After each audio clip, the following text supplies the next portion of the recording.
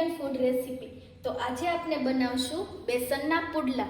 બેસનના પુડલા બનાવવા માટે મેં 2 વાટકી જેટલો ચણાનો લોટ લીધો છે, બારીક સમારેલી કોથમીર લીધી છે, એક લીંબુ કટ કરેલું લીધું છે, કાંદો કટ કરીને લીધો છે અને આદુ મરચાં લસણ અને ફુદીનાની પેસ્ટ લીધી છે। તમે આ ચેનલને સબસ્ક્રાઇબ ના કરી હોય તો સબસ્ક્રાઇબ કરી લો।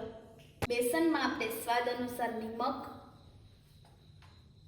1 ચમચી ધાણા જીરું પાવડર, ચપટી જેટલી હિંગ, અડધી ચમચી જેટલી હળદર, અડધી ચમચી જેટલું મરચું પાવડર આ બધું આમાં એડ કરી દેશું અને જે આપણે આ બધું કટ કરેલું છે એ પણ આમાં એડ કરી દેશું।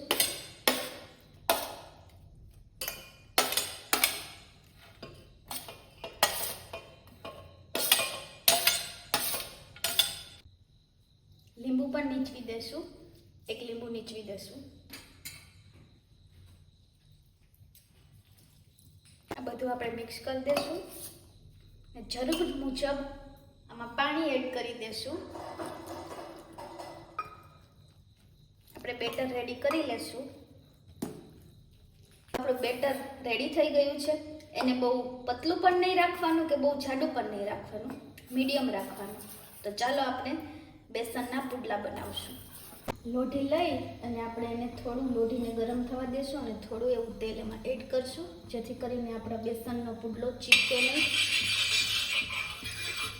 લોઢી પણ ગરમ થઈ ગઈ છે તો એમાં આપણે બેટર એડ કરીને પુડલા બનાવશું।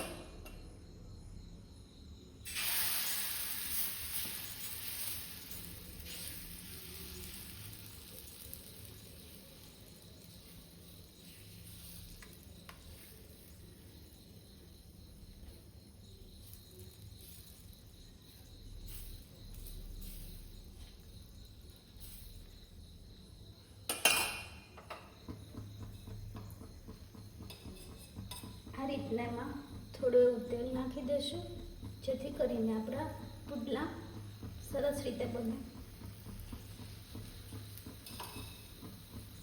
આપણે એને આ રીતે ઉથલાવી લેશું।